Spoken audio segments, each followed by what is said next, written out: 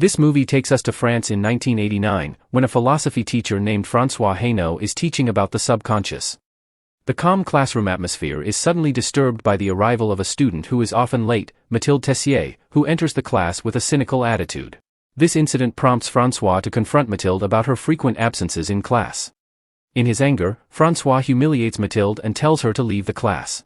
After the class is over, François drives his car and leaves the school. However, just a few meters away, François stops because he sees a pale-looking student lying at the bus stop. It turns out to be Mathilde, the student whom François had just expelled from his class. Feeling responsible as a teacher, François decides to take Mathilde home. The 17-year-old teenager looks pale and sickly. François suggests calling a doctor, but Mathilde insists that she just needs rest. Back at school, François requests Mathilde's file from a counselor. François discovers the fact that Mathilde comes from a complicated family. Her father abandoned her, while her mother is a woman who is very vulnerable and has unstable mental conditions. Their family now lives and works in Paris, while her sibling is a repeat offender who often causes trouble. Feeling sympathetic, François returns to Mathilde's house. François tries to call a doctor, but Mathilde assures him that she just needs some rest and thanks him for his concern. Mathilde asks her teacher to stay for a while and share stories with her. François finally learns that Mathilde's father sent her to that city so that she could distance herself from her emotionally unstable mother. Her mother is currently undergoing rehabilitation due to frequent suicide attempts. Mathilde also reveals that her father follows Hindu philosophy and contemplates letting go of everything that disturbs him, including his own children and wife. Mathilde begins to feel comfortable with François' attention. She invites François to have dinner together. However, it's not just dinner. Mathilde also invites her teacher to stay overnight at her house. François declines the offer because he still sees his relationship with Mathilde as strictly one of teacher and student. However, Mathilde politely expresses her gratitude for the dinner they had together with François. The next day, François teaches as usual. François keeps an eye on Mathilde's empty seat, as the student hasn't arrived yet. Shortly after, Mathilde arrives and apologizes for being late because the math teacher held her up. François allows her to join the class, which makes the girl smile. The lesson continues, and Mathilde, who is indeed smart in that subject, raises her hand to answer the questions François gives. Impressed by her brilliant answer, François asks Mathilde to share her knowledge in front of all the students. When her classmates ask further questions, Mathilde confidently responds to them. Her classmates applaud her for her exceptional knowledge. Mathilde's face looks happy because she feels valued. After class, François asks Mathilde to stay for a moment. François informs Mathilde that there will be a meeting today to consider removing her from the school. François promises to help Mathilde with extra lessons at her home. Later in the evening, François meets with other teachers to attend the special meeting. After the meeting is over, François goes to Mathilde's place to inform her about the unanimous decision. François says that if, by Easter, Mathilde doesn't show any improvement, she will be expelled from school. François willingly teaches Mathilde mathematics, a subject she doesn't excel in. François also helps her complete essays to pass her other subjects. Suddenly, a young man calls out to Mathilde. The girl goes out with a piece of paper in her hand. Suspicious, François asks what they're doing to the point of having to hide it from him. However, Mathilde avoids the question and refuses to be honest, which angers François and makes him leave. Upon arriving home, François receives news that someone is interested in buying a copy of his latest book. Catherine suggests that her husband should sell the copy. The moment is interrupted when the phone rings. Catherine answers the call and hears the voice of a young woman who wants to speak with her husband. It turns out to be Mathilde, who wants to bid him goodnight and says, "I love you." François is speechless, listening to the romantic words from his student. Catherine asks what's bothering François, sensing a lot of pressure in his work. François explains that he has a smart but troubled student. François regrets that the student will soon be expelled. François honestly admits that he has been giving extra lessons to that student. Catherine feels jealous and asks if François has feelings for his student. However, François assures her that he has never been interested in younger women and that Catherine is the only woman he loves. A few days later, François goes to Mathilde's apartment. He's worried because she hasn't been going to school. However, François finds all the doors and windows locked.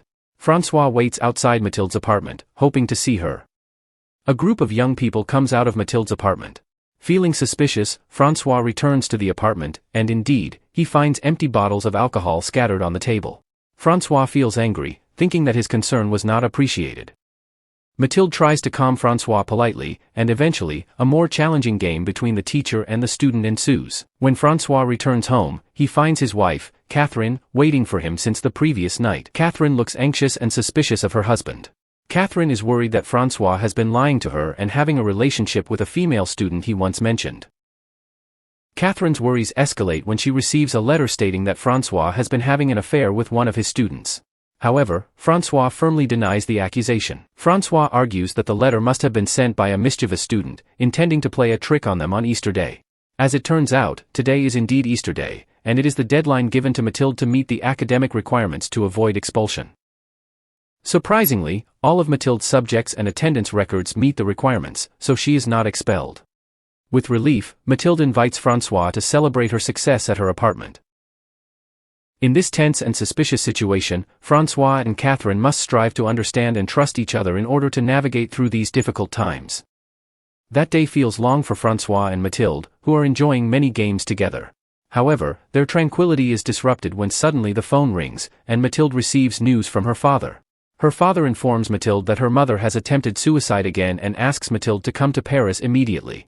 Francois insists on accompanying Mathilde to Paris, but the girl refuses the suggestion.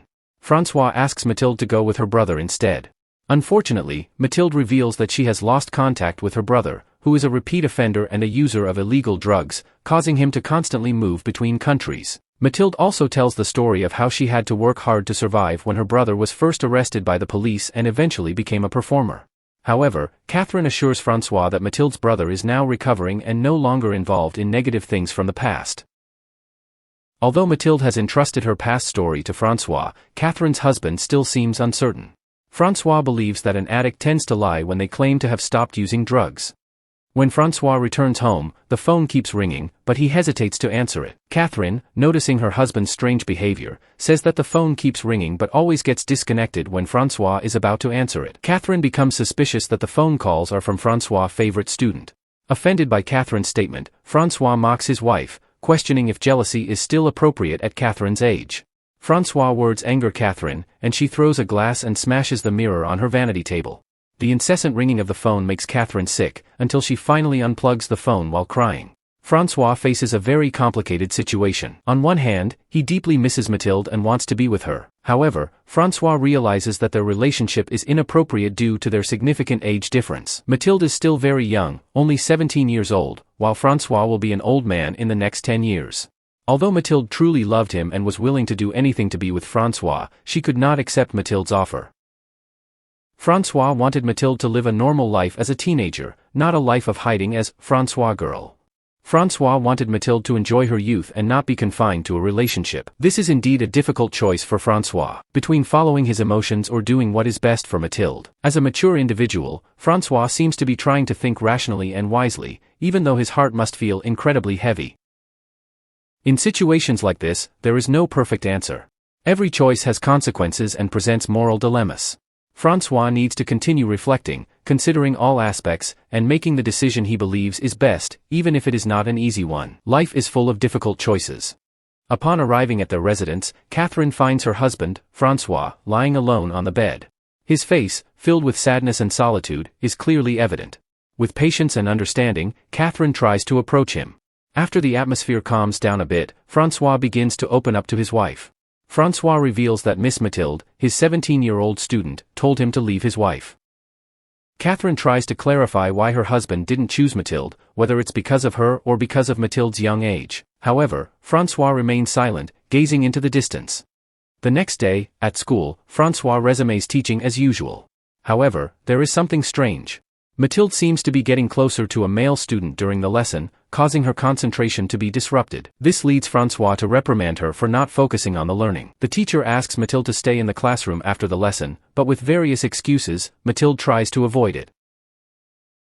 Finally, Francois pulls Miss Mathilde aside to listen to what he wants to say. It is revealed that the male student is Mathilde's new boyfriend, who now lives with her. This situation angers Francois, and he orders them to leave the room immediately. But it doesn't stop there. Francois catches Mathilde walking with her new boyfriend. It seems that Mathilde wants to make Francois feel upset and jealous, and her efforts succeed, leading the teacher to deliver a harsh slap to Miss Mathilde's face.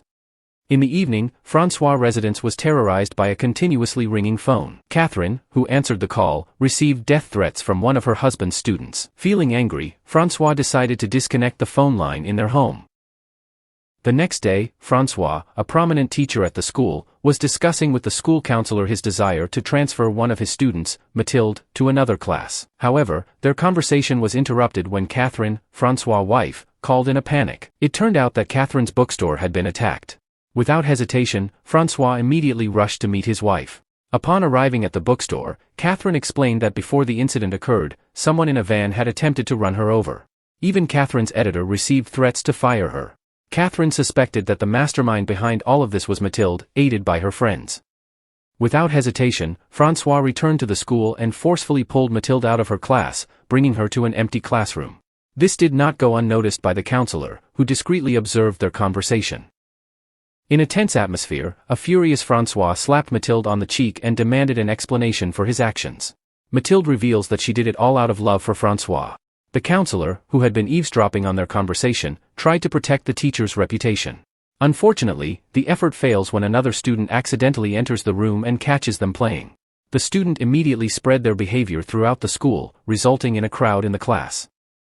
The sensational news eventually reached the Department of Education, resulting in Francois being transferred to another city. Not only that, Francois also divorced his wife.